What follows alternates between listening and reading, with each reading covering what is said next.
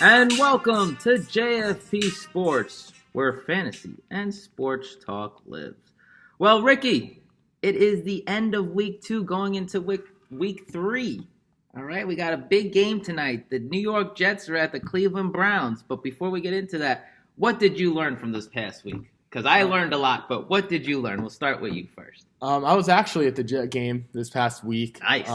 My face is showing it as I'm peeling. Didn't bring any sunscreen. It was hot, right? Beautiful Warm. day. It was a beautiful day at MetLife. I wondered where you went. I thought you snuck away to Cancun real quick and came back. I couldn't miss a weekend of football. It's a new holiday every weekend, so I want to enjoy them all here. But before we get into week 2, I learned that Jets fans are back in full force. There was a different vibe this year when I went.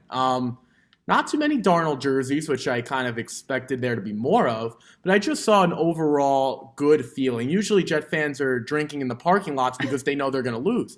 This time around, it looked like they were drinking because they were ready to be 2-0. Yeah.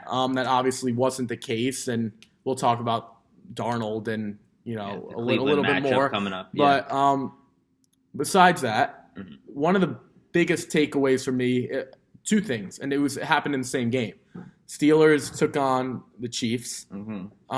Before you could blink, it was 21-0 Chiefs. Wow. Is that kid something or what, Pat Mahomes? Before I get into it, I will give you full credit for Mahomes. The kid out of Texas Tech, I'll give you a little clap when we're off air. But, no, the kid out of Texas Tech had a big arm coming into it. He was outplaying Alex Smith in practice. I didn't really take that too seriously. And he's clearly played Alex Smith in this system. It is nice to have Kelsey, Tyreek Hill, Chris Conley, Hunt, Spencer Ware, and a myriad of weapons. Yeah. But they are high-flying. They are by far the best offense in football. And we'll talk about Ryan Fitzpatrick down there, but that I don't know if that's sustainable. The Chiefs look pretty sustainable to me. The biggest takeaway, though, the Chiefs looking good on the other side, the Pittsburgh Steelers. Wow. Look, Antonio Brown is talking back to a former Steeler. On Twitter, right? A former guy in PR. Yeah. He previously worked there, knows Antonio Brown personally. I think his last name was Scarpino. I don't remember his first name. Yeah. He comes out and says, why don't we find out and trade me? Then he comes out today. That was on Monday. Then he comes out today and says, obviously, I'm grateful to be a Steeler, which he should be. He's getting paid like handsomely. Right, one of the richest at the position. But there's just dissension. No Le'Veon Bell. Obviously, it doesn't look like he's coming back till week 10 until he has to. You have Big Ben, who's deciding every week whether he wants to play. You have the offensive line. They're in turmoil because they're stuck on Le'Veon Bell and Myles Garrett. Week 1 looked like a beast. A lot of drama. Right. It's just drama all over the field. The Steelers secondary wouldn't be able to cover any of the Fort Lee high school wide receivers that we can watch on Friday nights. Travis Kelce was having a field day. Conley had a field day. Kareem Hunt out of the backfield. They couldn't do anything. Sammy Watkins. Right. Watkins actually looked good, similar to the Watkins that was supposed to come out of college. So my biggest takeaway is, yes, the Steelers are 0-1-1, which is a little ironic. Could very easily be 0-2. Right, they could easily be 0-2, and they could also be 1-1. For as badly as they played versus the Browns, they could have won, and they had a chance to even come back last week. The offense is still good. James Conner's a nice piece, but they're in trouble. Yeah. The Bengals, we always know, are talented, and the Ravens are going to be there. Yeah. So what I learned from this weekend was you Giant fans, when I was watching that Sunday Nighter against Zeke Elliott and the Cowboys, I learned that the New York Football Giants can't block anyone. What's going on with them? Holy moly. Could they even block me? Because really you give $62 million to Nate Solder, the former Patriot, on the left side. You draft Aaron Hernandez, right? Oh, Will Hernandez. No, Will Hernandez. Aaron Hernandez. No, Will Hernandez from UTEP in the second round in this year's past draft. And you had Eric Flowers moving back to his natural position. So right there, those three, transactions taking place. As a Giant fan, you're thinking, okay, we're looking good. And we've got Saquon Barkley, the best running back, the best talent in the draft, with Eli Manning, a two-time Super Bowl champion, and OBJ on the left side just gave $96 million to. So we're looking good. We're feeling good. But you open up with Jacksonville. Okay, everybody gave you a pass. You got well, that was a game we all expected them to lose. You got Tevin Coleman. You got all these guys coming after Eli. We gave you a pass.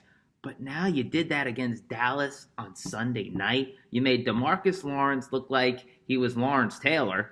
All right? He killed Eli.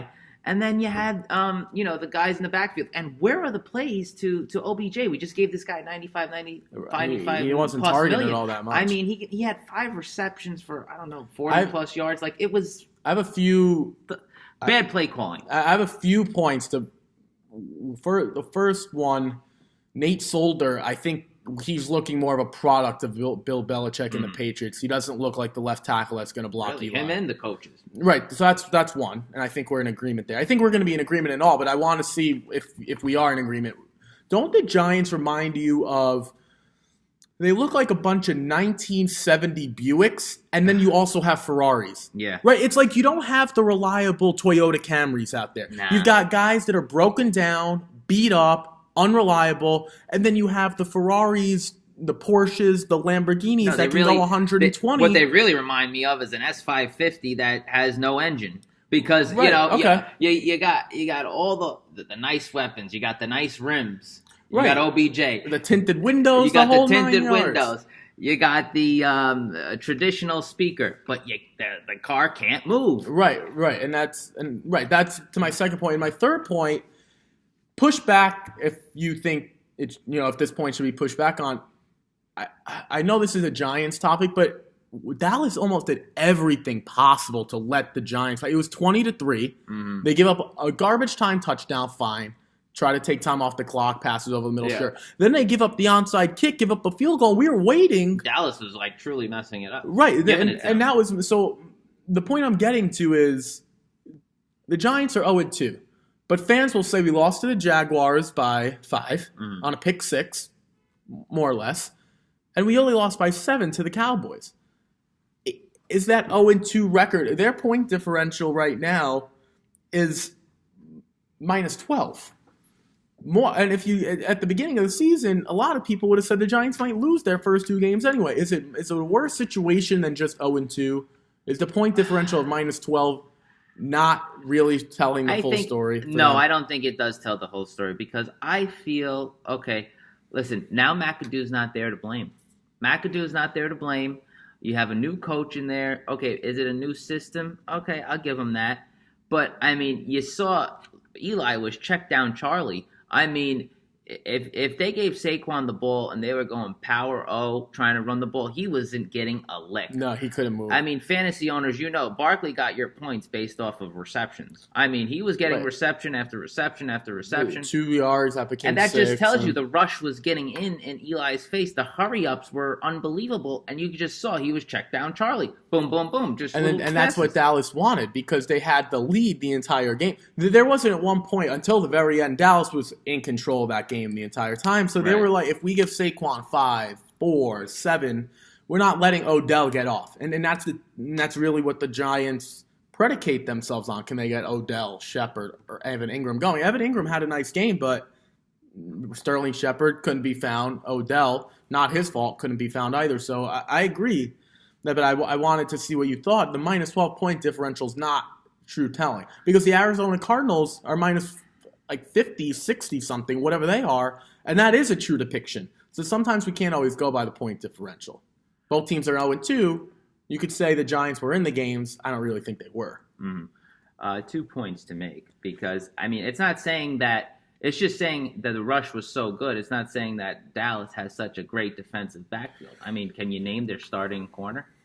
I know Orlando Scandrick's not there anymore. I know Morris Claiborne's not there anymore. How about Anthony Brown? Yeah, I don't know who that is. How much. Who is the cornerback that they had? They drafted the kid out of UConn. Fantastic athlete. I can't think off the top of my head. Nah, myself either. You know who I'm talking about. Yeah, well, maybe D can get to it, but it was recently 2006. I think it was 2000, maybe 16 draft. But how about even a better Jalen Smith cashing in? The former Notre Dame product, the kid, he tore his ACL in the Cotton Bowl, Sugar Bowl, actually, 2 years ago. And then he needed a year of rehab, and then he actually came back mid-year last year, And I think him and Sean Lee were just flying. And imagine they have David Irving, and imagine they have Randy Gregory. This team can play. Just get him a wide receiver. Right. And that's really, we can get into the whole Des Bryant, Josh Gordon thing, and we know Josh Gordon's on the Patriots. What's funny? Josh Gordon has a job before Des Bryant. No, you're right. And if we want to break into that, Josh Gordon, I don't know what type of impact he's going to make. I've heard a few conflicting. A lot of people said the Patriots are the best and the worst for him. The worst for him would be, look, they're no tolerance. So the minute he goes to the bathroom the wrong way, he's out the door. So. The other way, it's good because it is no tolerance. Look, it's going to be, if you really want to play this game, you will make an impact a la Randy Moss. Part 2. Or you cannot make an impact a la Chad Ochocinco, and you're going to find yourself playing FIFA on Sunday afternoons instead of in the league. So we're going to see. But, you're right. Josh Gordon has a job and Des Bryant doesn't. All right, folks. Moving on, we'll get to a little news and notes. You had Minnesota releasing their kicker, Daniel Carlson. He missed like a bunch of field goals. And what is Mike Zimmer doing talking about him after you cut him? What is that? I noticed lately the coaches are getting more like the players. Is it just me? No, you know what? We're always talking about the guys like John Gruden. I know it's such a social age. And if we look at the old-timers, Gruden is a little different because he was an old-timer and he came back. But Coughlin, some of these older guys, now Coughlin's not, coach, but he's got his hand at Bill Belichick. Some of these older guys. What did he say? Did you see the game? Yeah. Some of these older guys are, look, I hate to say it, but I'm starting to like their style. They're no nonsense. If you think about it, where's Jacksonville ever since Coughlin's got there? Pretty good. Yeah. What if, since Belichick, we know has been good for a while, and Gruden, if he didn't mess up the Khalil Mack thing, who knows? It's tough to come back from that. But Oakland had every opportunity to win in Denver. We wouldn't even be talking about. It's kind of funny. I think we'll talk about Khalil Mack and John Gruden until they win a game, and it could be 1-1 right now. They weren't beating the Rams anyway. They're not better than the Rams. So you had Minnesota in that transaction release Carlson, get Dan Bailey, who's one of the best kickers. I still don't understand. I don't know why does he not have a job? Why didn't he have a job? You know what it makes me think when it's stuff like that, and you see a player like that go, it was internal more than external. Okay. And then you had the Cleveland Browns release Zane Gonzalez, which I feel bad for the kid. I mean, I've said bad for him too. I've said this for a long time. Let him work a real job. I've said this for a long time. I don't like field goal kicking. I think it bothers me. It's actually irksome. The reason I say this, a lot of people are probably like, what is he talking about? Look, I hate to say it, I'll never forget. The Ravens are playing the Patriots playoff game in Foxborough. Billy Cundiff misses the field goal. That's it. Billy Cundiff. And I think it was like a 30-yarder. It was real short. We're talking like old extra point. I remember that, yeah. Yeah, it was a long time ago, and I couldn't believe it. The whole offseason, the whole training camp, the OTAs, the regular season, all the grinds you went through for a guy who's not really a football player to put you into the Super Bowl. That position. Well, that's like Blair Walsh. Remember against the Seahawks, right? Yeah. In the brick game, there it was. You were lucky if you were getting 10 degrees. Yeah. Luckily, they're inside now, but because they were playing in the old Minnesota Gophers until they were building this place a few years ago. But that was like a 27-yarder too. These kickers are getting crucified. Meanwhile, I'm not saying Zane Gonzalez should have a job. He shouldn't. But you have football players who do everything throughout the week, and this guy's got to win you a game. And he's just not a football player. I'm not saying to take, if imagine football, how much more exciting it would be. You always went for it on fourth down. You always went for 2 points. Well, I think that's why moving it, the extra point back, actually, helps. Makes it more interesting. It makes it more drama because these guys were hitting it like it was nobody's business. Now you have to watch. Is this guy going to actually make the kick? It becomes. The Cleveland Browns should be 2-0 right now. Yes, if they have Justin Tucker, if they have Dan Bailey, if they have Nick Folk, if they have not Matt Prater, if they have anyone normal, they're 2-0. And absolutely, and maybe it's a Cleveland Browns thing, but we're going to get to the Cleveland Brownies right now. We're going to preview the New York Jets on Thursday Night Football tonight against the Cleveland Browns, the winless Cleveland Browns since 2016.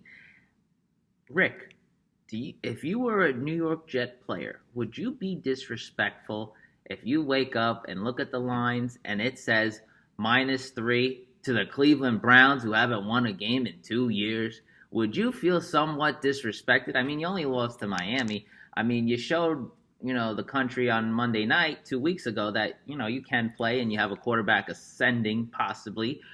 Do you take any slight to this? I mean, I would. I'm just being real. Do you want to answer before I answer, or do you want me to go first? Go first. I want to see what you say. I have 3 points. The first point, and this one will be quick, and this has nothing to do with the Jets. They have Sam Darnold. The kid's a rookie. He's thrown 3 interceptions, and I've said that the entire time. The Jets can win 14 games this year. The kid will have over 20 interceptions, guaranteed, and that looks like a lock right now. He's very carefree, unfortunately. Mm-hmm. I don't think the Jets are going to be in position to make the playoffs anyway, so I don't think that'll matter. So that's point number one. You got a rookie quarterback going to Cleveland. That's fair. The Cleveland Browns should, I think, be 2-0, realistically. I agree with you, yes. And that's my second point. Along with the Jets, they look good Monday night. I've never seen a team self-destruct like the Lions did. We talked about it last week. The Jets Darnold didn't really do anything. The Lions were giving them pick 6, punt return, interception. The Lion defense was looking at Matt Stafford in the offense like, are you guys want to play with? Are you playing for the Jets or for us? That's what it looked like. Patricia looked like a lame duck coach. And the third point is, you're on the New York Jets. You shouldn't feel disrespected. Why don't you step out on the field and play a game or have a season that's actually worth the quality you're being paid and the quality of talent you quote-unquote have? The Jets haven't been good since Mark Sanchez. So what do you mean you feel disrespected? You played a Lion team that will be by far the worst in the NFC North. They're looking like, other than the Bills, they're going to be in the 30s in the power rankings. 30, 31, or 32, along with those pathetic Josh Rose and Arizona Cardinals. And Sam Bradford. Well, you can't say he hasn't been in there yet. Sammy Two Sleeves isn't doing anything. Right, Sammy Two Sleeves and the Chosen Rosen. Right, they're going to be 30, 31, and 32 in some order come the end of the season. And then I have a Jet team play Ryan Tannehill. Albert Wilson looked like the second coming of Tyreek Hill out there. Kenyon Drake looked like the second coming of Adrian Peterson. That was brutal. I called it. We called it. We said that. We've said they can't come off a high. They can't come off being the hunters. They have to be the hunted. So back to your original question. Yeah. Should they feel disrespected? No, because they've played to a 1-1 record. They looked good. I don't want to say they look great. Everyone should be booking their ticket to Atlanta after week 1, and after week 2, they shouldn't even be booking a hotel room to go see a Jet game if they're from outside the state because they weren't even worth watching on Sunday. But feel disrespected. Maybe that'll help motivate the Jets. Maybe it will, maybe it won't. I think Cleveland, though, should feel like the team, they should be disrespected because if they're 2-0, I could guarantee you they're more than a 3-point favorite. That I do agree with you. If they were 2-0, there'd be a touchdown. And we both agree they should be. Coming from the combative side of the Jets, if I'm a player, I do feel respected for only these reasons. Disrespected for these reasons. I feel this team hasn't won a game in 2 years. That's number one. Number two, yes, we did put out a great performance on Monday. It didn't work out the following week. But you know what? We're on the big stage again.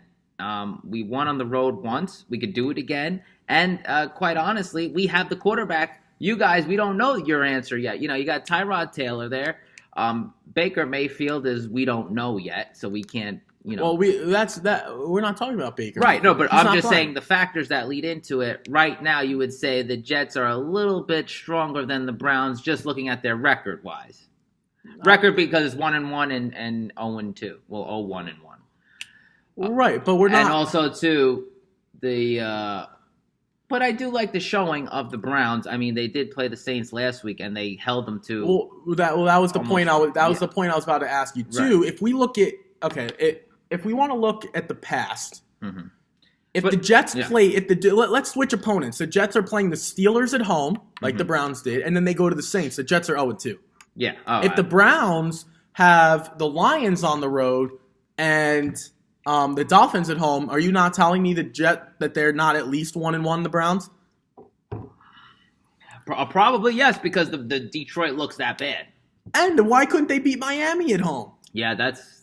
I knew that was the coming, Browns. yeah. If you took let's be realistic. If you took the Browns, the Lions, and the Jets, the and Browns swap the schedules and swap the schedules. Right. But the Browns have the most out of those three teams, not including the Steelers because they're the fourth team in this mix.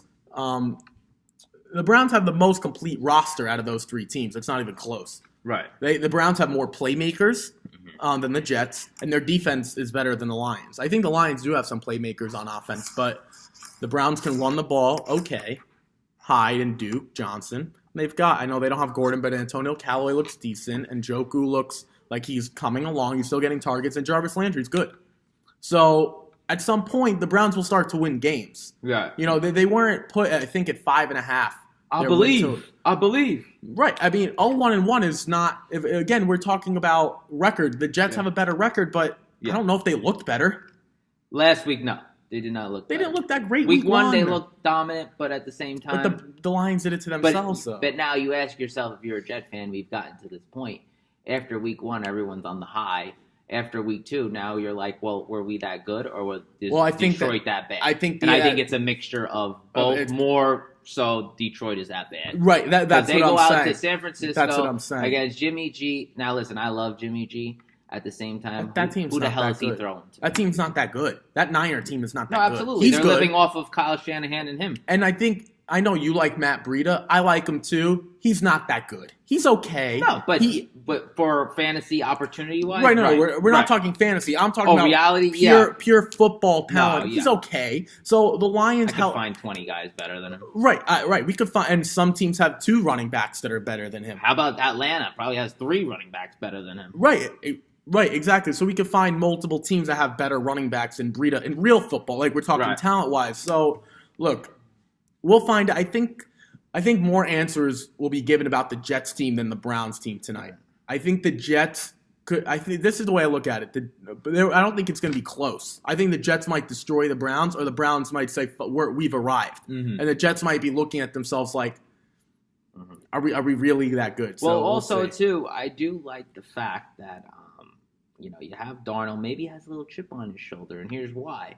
Because he could be a Brown. He could have been a Brown, and a lot of talent evaluators had Darnold going 1 to the Browns, and not a lot of people had the Browns taking Mayfield. I had Browns taking Mayfield because that's a Browns thing to do. You see what I'm saying? So I was going based off of track record.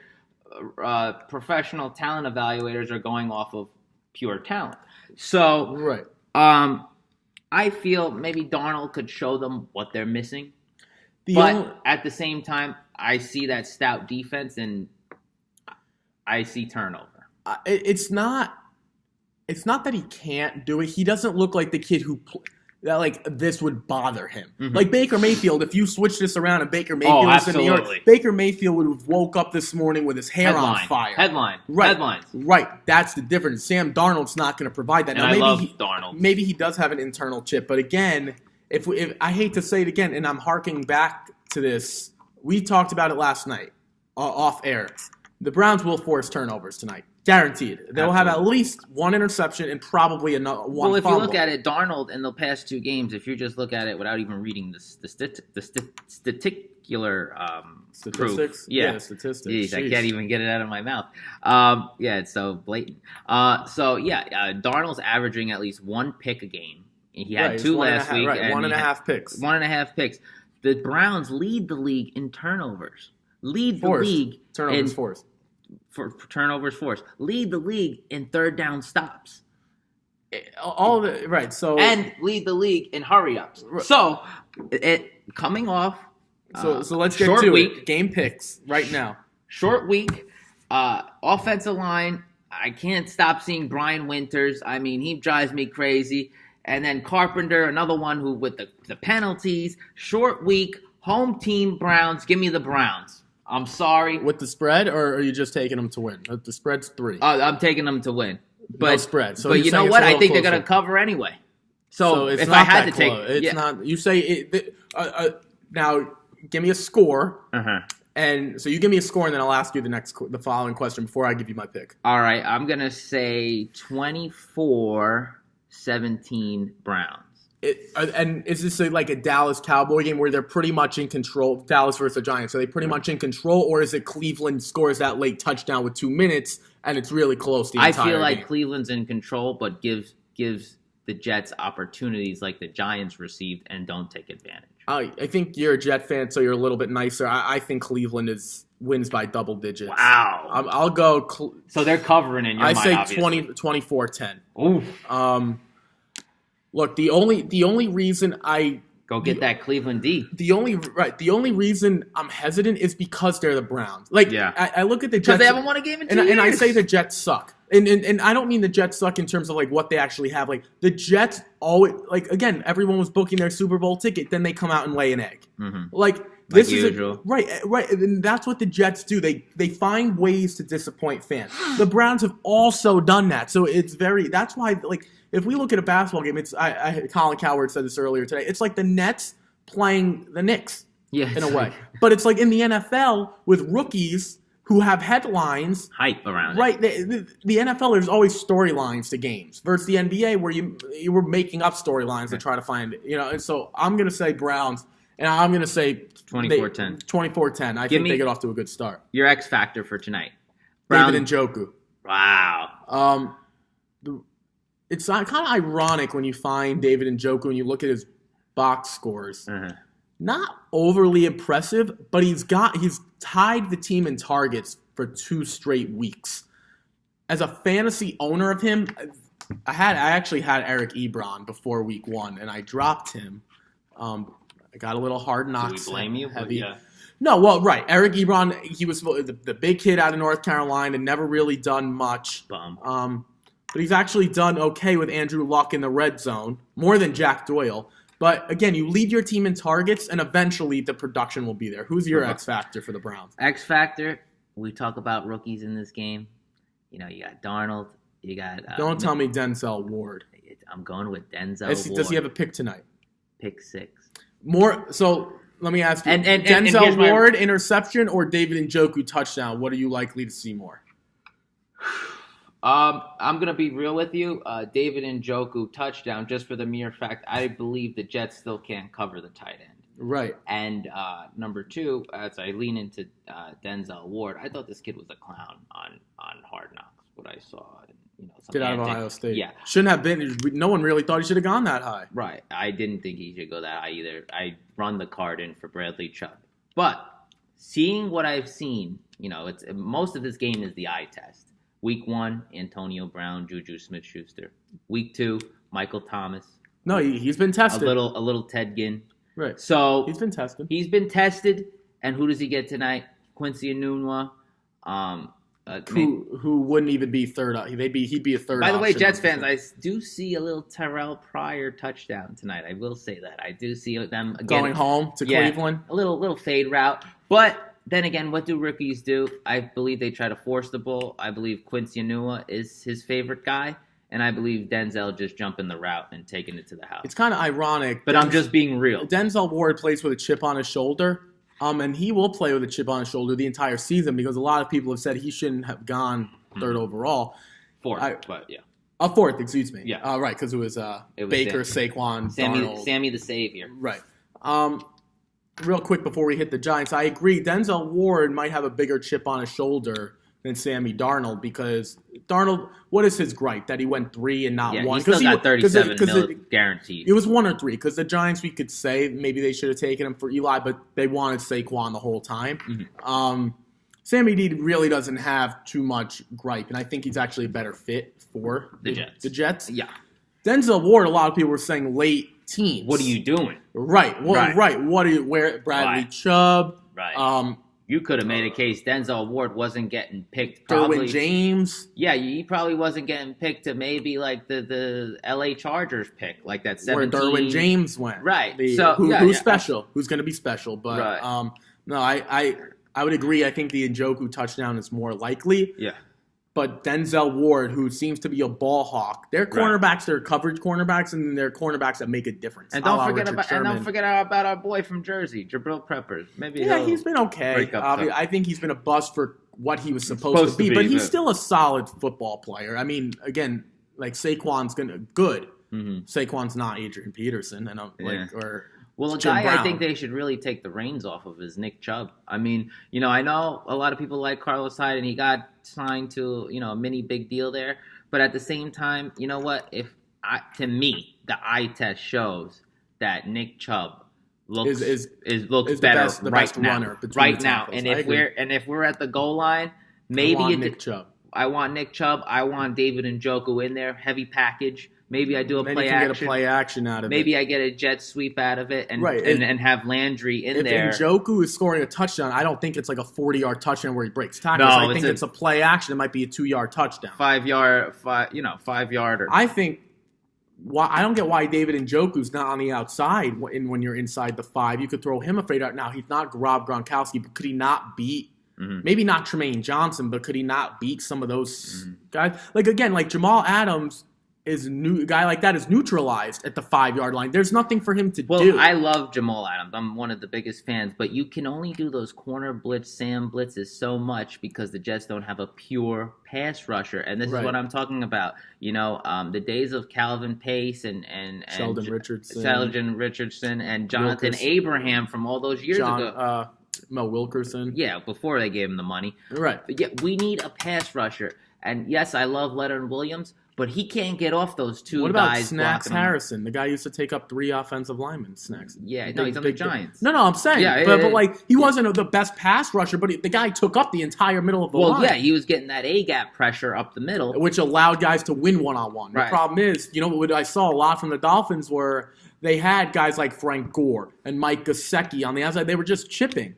Like with Snacks Harrison, you couldn't do that because instead you would have had a guy like Gore up the middle versus to the right or left of Tannehill, allowing to chip before he went out for his route. And just so we could segue into this Giants game, if you get A-gap pressure on Mr. Tom Brady and Eli Manning, that's what kills them. It's not the outside because guy, they can't move. They can't step up in the pocket. And how about Mr. J.J. Watt coming up the middle and giving him a bang? Right, and that leads us into this Houston game. I mean, they're New York Giants traveling to Houston. This is a bad matchup for the Giants. 0-3 is staring at them. Look, I hate to say it, but the Giants need to prove that they weren't the first 2 weeks. That they're not the team of the first 2 weeks, that they're better than that.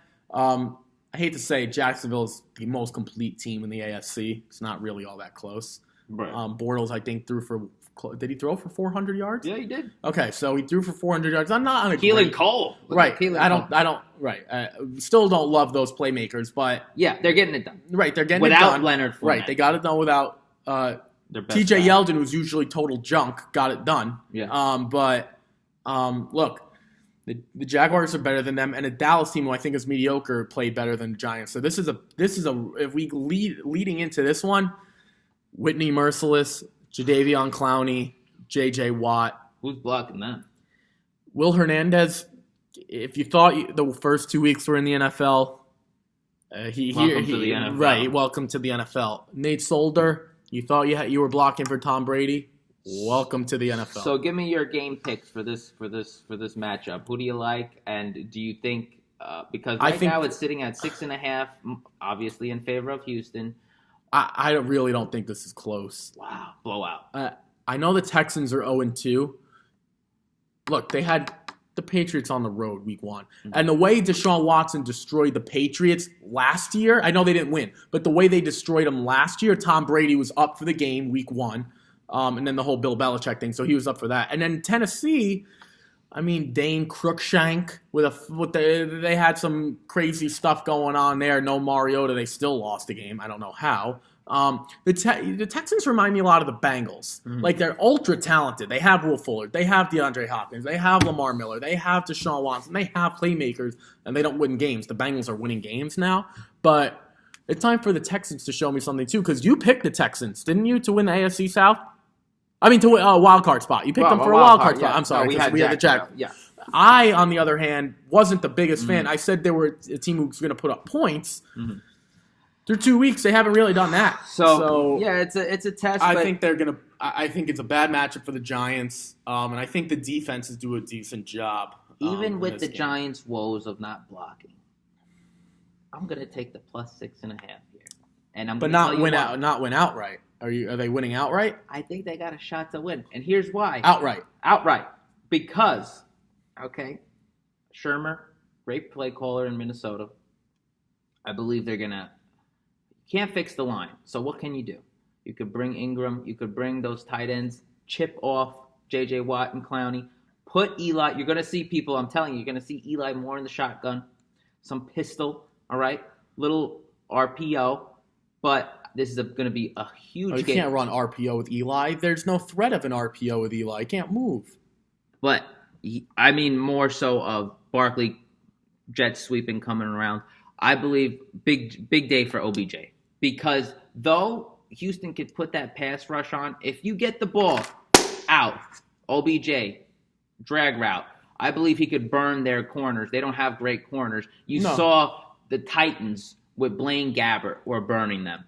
And that's very, alert. Makes me alert because, I can see that their front seven is beautiful. That's like a dream Hall of Fame. It's the back four. It's the back end. Since losing to the Jaguars, what's his name? The other corner. A.J. Boye. Since they lost him, they haven't been the same, and I don't believe they cover the same. I believe they're more of an offensive team, and if they have the lead, they get a lot of pass rush, a lot of sacks, a lot of turnovers because of that hurry up. But I believe you get the ball out and get it to your best player on the team. That's OBJ. I couldn't agree more. This game reminds me a lot of that Aaron Rodgers Packer game against the Bears. The Bears dominated the first half because they were able to get the pass rush. Obviously, Rodgers got hurt and then Kaiser came in. But when Rodgers came out, they were going up-tempo. Now, granted, they had to put points on the board. But at the same time, the way to neutralize a great front four, a pass rush, is to go quick because they're going to get tired. Right, that's what I'm. Right, and I think that's what you're getting. Right, get the ball West out Coast. Quick and move. We're not handing the ball off. We're not. You move. Get OBJ involved. Get Saquon involved. I know Shula did that a lot with McCaffrey last year. A lot of those passes with Devin Funches coming over the middle. So I believe replicate a little bit of that system. Move. They got to go quick. I believe he could do it. He can't do it with the legs. He has to do it with the arm. The play calling was just so bad for the Giants against the Cowboys. And I believe this game is about learning on the fly. I mean, a lot of these coaches, even though they've been in the league so long, they're still learning because now they're learning about their new personnel. Right. It's a new system. You notice guys that have been there a long time. Andy Reid, Atlanta Falcons. Andy Reid might be the best play caller in football. Unbelievable. Marty Schottenheimer. Can't win the big one, but he wins the season. Yeah. But, again, those guys have been in that system. They know their personnel. This is new coaching. I believe they'll right the ship this week. Crazy enough, I see a 35-30 win. Giants. So we're getting into a little shootout here because I think the Giants can't play defense either. I think big Wolf Fuller game. That's fine because DFS guys. I've got to face DeAndre Hopkins and Deshaun Watson. So the kid I'm playing pretty much the Texans score a lot. I don't have a great chance if the Texans are low scoring. That's his team. Yeah. I say it's high scoring, but not that high scoring. I'm going to go 27-14, 27-17 Texans. Okay. I think the Texans jump on Eli early, and they ground and pound, use Watson's legs, which isn't good for me, but I say they get going, and they kill a lot of clock. No pass rush to Watson, and Whitney Merciless and the boys get to Eli, and Will Hernandez is trying to go back to UTEP. Hopefully he's got more eligibility. All right. So moving on to a little fantasy, like we always say. Our fantasy starts and sits, Ricky. You give me 4 players. I'll give you 4 players. Let's do 2 starts. We'll do 2 starts and we'll do our 2 sits. My 2 starts, Quincy Enunwa. It's ironic you want to stay away from Quincy Enunwa. I say if you have Quincy Enunwa, you got to start because of the target volume share. Right. But again, I say that, Sammy D has shown that if he makes a mistake, he's going to bounce right back, and I think they'll be losing. But we talk about game script. Yeah, absolutely. That's keep going. Yeah. Keep going. PPR-wise, I think he's getting 30 points, 28 points tonight, just for the mere 28 points. I'm not 28 points. What is he going to have? 10 catches for 140 yards? I'm thinking 8 catches, and he gets the score. He gets a score. That's still not 30 points. Well, we're playing if we're playing in No, PPR. right. Yeah. No, 30 points. He's getting a lot of catches, bro. Well, the yak will get you. So Quincy Nunwa, and I also say Randall Cobb. Look, we want to talk about Devontae Adams, and he is the X. Wow. Randall Cobb has the most repertoire. He didn't pull out a big game against the Vikings. But they also have some boys, Trey Waynes and some of those dudes, Harrison Smith. So I'm saying, they're good in the slot, the Vikings. On the other hand, this week, Randall Cobb, we're not talking a Nunwa game, but I say he's got you double-digit fantasy points, solid flex, maybe if you have 3 wide receivers. Those are my starts. Okay. My starts are Mr. Matt Breida, all right, for the San Francisco 49ers. The Kansas City, they're giving up the most yards, the most fantasy points to the running back position. James Conner last week, he had himself a game, even though they won. That's the way the Niners win. They've got to play ball control. If they let Mahomes get going, it's a problem. Absolutely. And then you had Melvin Gordon the week before against Kansas City, who had a big game. And Austin Eckler. So I believe Breida will have a great game, especially he is the pass catcher in that backfield. So definitely look out for him. It might be a check down Charlie game for Jimmy G. Hey, listen, whatever it takes. No, yeah, exactly. And then we got Kenny from the Stick Stills, I think, against the Oakland Raiders. Kenny Stills from Miami. Listen, you got to throw to somebody in that. No, I was going to say, you want to talk about games I know nothing about? I know nothing about that game. I could see the Raiders win by 3 touchdowns because this is perfect for Miami to lose. I see Miami winning. But you get what I'm saying? Miami can easily come out here and look like the second coming of the Lions week 1. No, that's a game I know nothing about. I mean, if I'm a bettor, I'm staying away from that. I know nothing. You know nothing. I'm definitely not touching it. Is it in Miami? It's in Miami. It's good, so we could see a tornado too. We know nothing about that game. Not a thing. Because you know what it is? I believe they're both not that good. So it can go either way. Right, that's what I'm saying. I know nothing. I just think it's more in Miami's favor for the mere fact Oakland's coming from Oakland to Miami. So it's the longest trip they'll obviously have all I believe season. Miami has the better defense, has the pass rushers. Robert Quinn. Definitely have the better pass rushers. You have Cameron Wake, the 2 bookends. I think. What happened to Cam Wake? He's just kind of fallen off a little bit. But yeah, I saw a few Cam Wake against jerseys. Against the Jets, he looks like the second coming to Gaston.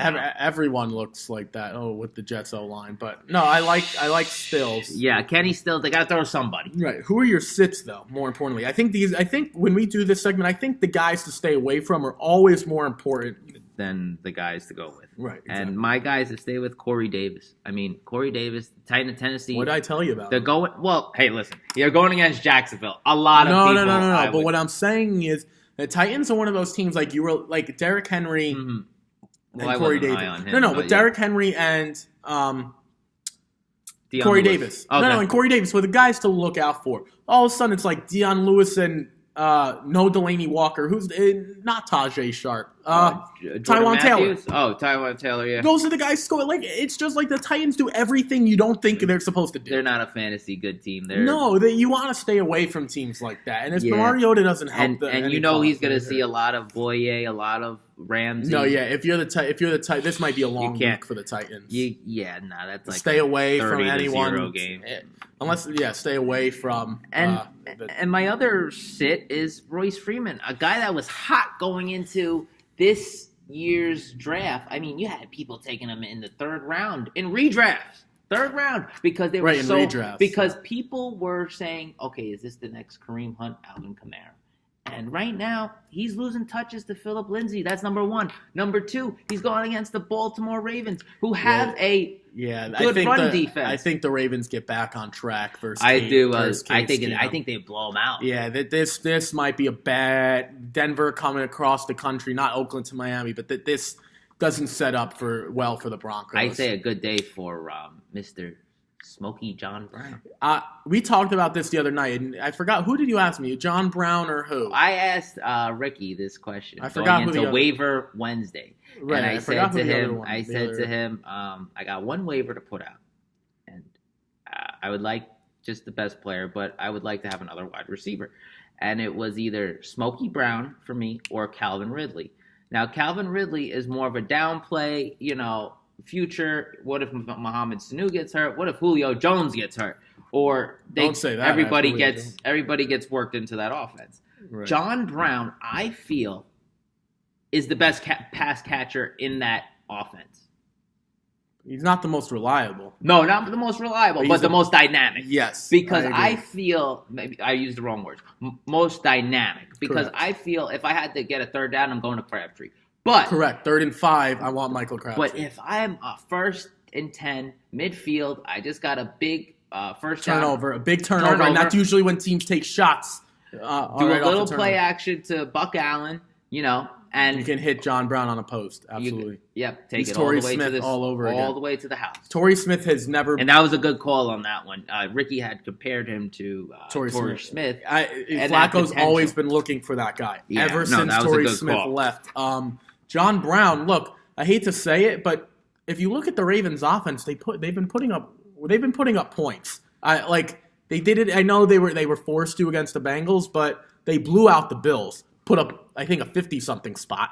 And they did pretty well against the Bengals, too. So if Flacco doesn't have that strip sack, it was, who knows what we have. But I'm just saying, the Ravens aren't the same team like everyone thought, just run the ball, play defense. Look, Joe Flacco's playing with a chip on his shoulder. So, look, this Raven team will put up points against Denver, I guarantee it. Who's your sits? Rob Woods. There's just too many guys there. It looks like Cooks. Too many mouths to feed. It looks like Todd Gurley's obviously always there. Tyler Higbee was a red zone target. That doesn't help me. Brandon Cooks was always in there. Who else did they add? Well, they have Cooper Kupp. Did you say Cooper Kupp? Cooper Kupp. No. Who else did they just bring in? They let Sammy Watkins go. No, they did. I can't think of them right now, but there's still too many guys. Yeah, because we can't think of them. Right, but, and also they're a team that they're usually putting up points early. It's Todd Gurley. That offense runs through 30. Todd Gurley. Right, exactly. Number 30. Right, exactly. And Goff is not, he's not a big.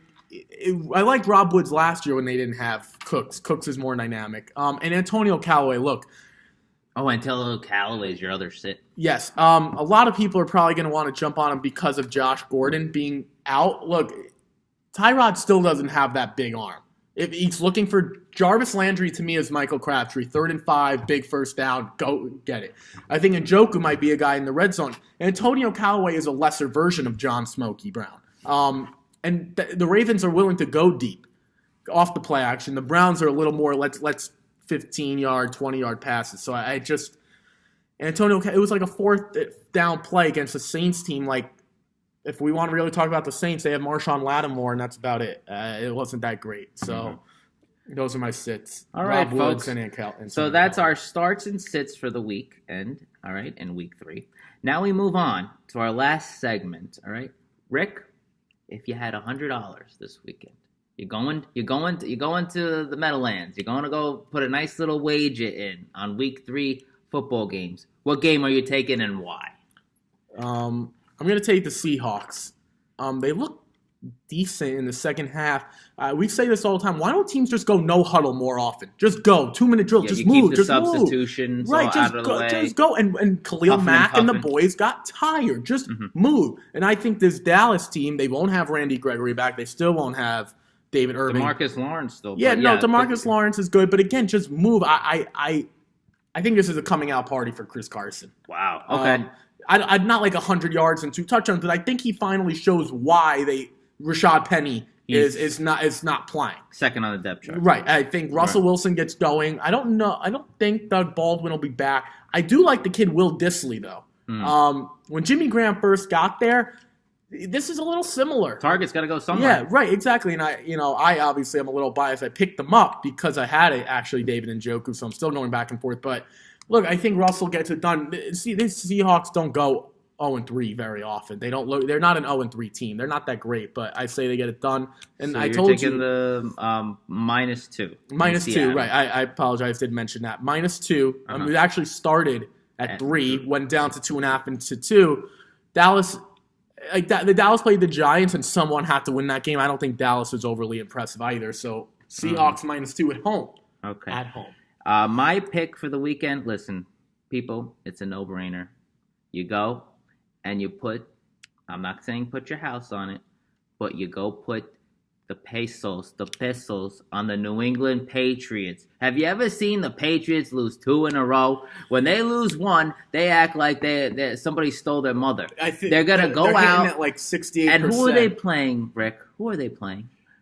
The dismal Detroit Lions. I don't even want to speak. Who's on the other side of that coaching staff? The worst coach in football, Matt Patricia. What does Belichick do to obliterate his disciples? Obliterate them. Okay. Absolutely obliterate them. Yeah, that's 42-10. That's being generous, I think. Like there's nothing about the Lions that give them a chance. I don't even know why this game is still -6.5. If you're listening to this, run. Yeah, no, it's kind of ironic.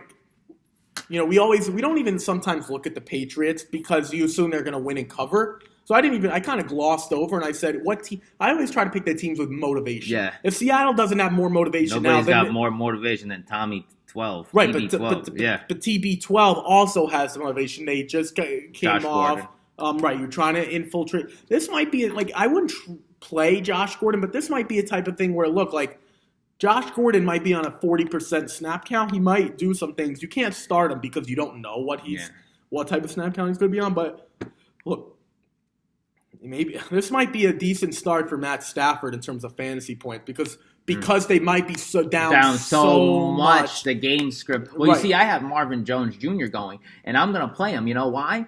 Because I know the game script is going to be no run, just throw. For Brady? For Stafford, yeah. They're trying to get back in it. Look, they Kerryon Johnson, Theo Riddick, LeGarrette Blount. Will one of you step up and make a play? Yeah. One of you, please. Help run. They haven't had an 100-yard rusher since I was born.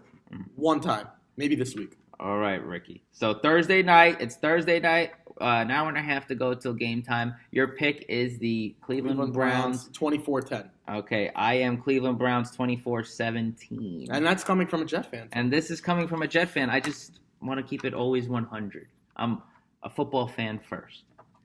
Okay, folks. So in conclusion, please, as always, subscribe to JFP Sports on YouTube channel. And you could find us on IG at JFP Sports. We'll always answer your DMs. Please DM us live. Okay? So in the words of the great Dr. Seuss, don't cry because it's over. Smile because it happened. Till next time, folks.